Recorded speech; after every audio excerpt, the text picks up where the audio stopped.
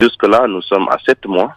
Et il y a comme une sorte d'hostilité au niveau des autorités de transition ou de susceptibilité à ne pas parler du processus électoral, par exemple. Et tout le monde convient que le processus électoral est la porte de sortie d'une transition, parce que lorsqu'on parle de transition, ça veut dire que c'est le passage d'une situation à une autre.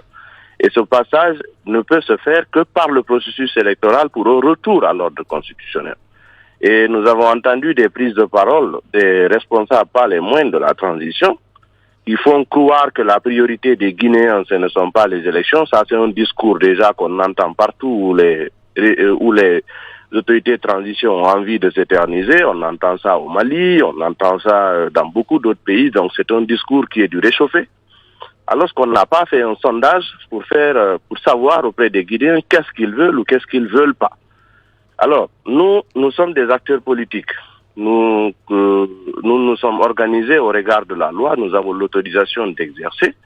Et sur ce, les élections nous préoccupent. Mais les élections ne nous concernent pas qu'à nous seuls.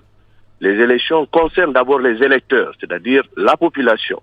Et personne ne peut prétendre qu'un acteur politique n'est pas représentatif, dans la mesure où, dans ce pays, il y a des acteurs politiques qui ont participé à plusieurs élections, donc qui ont eu la confiance d'une proportion de la population à plusieurs reprises.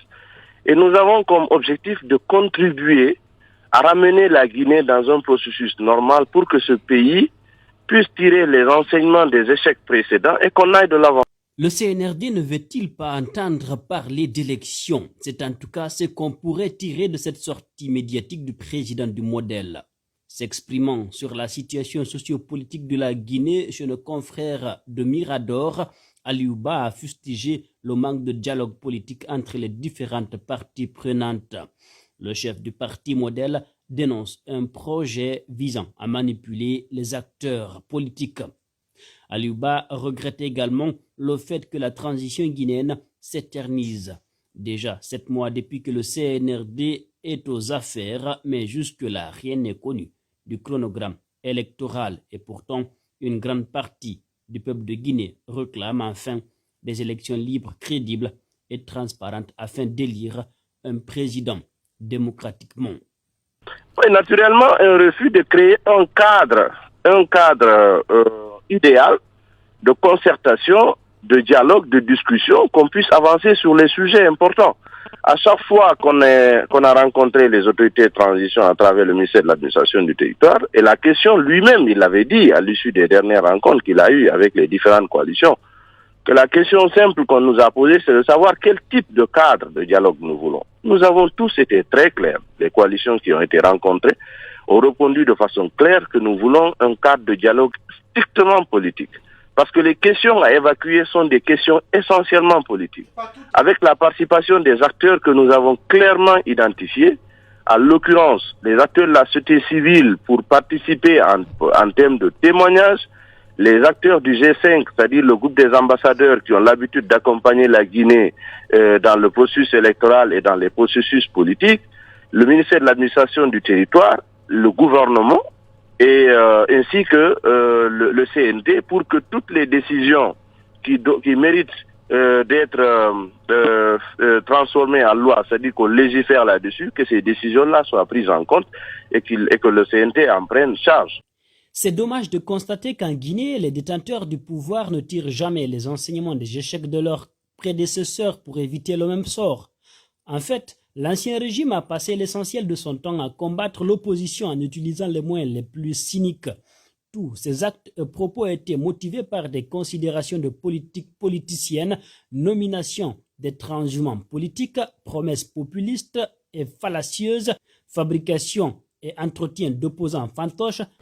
Vous savez, l'ancien régime avait même fabriqué une opposition à sa façon, mais qui n'était pas représentative. Elle a fabriqué des acteurs syndicaux selon ses intérêts. Elle a fabriqué des acteurs sociaux.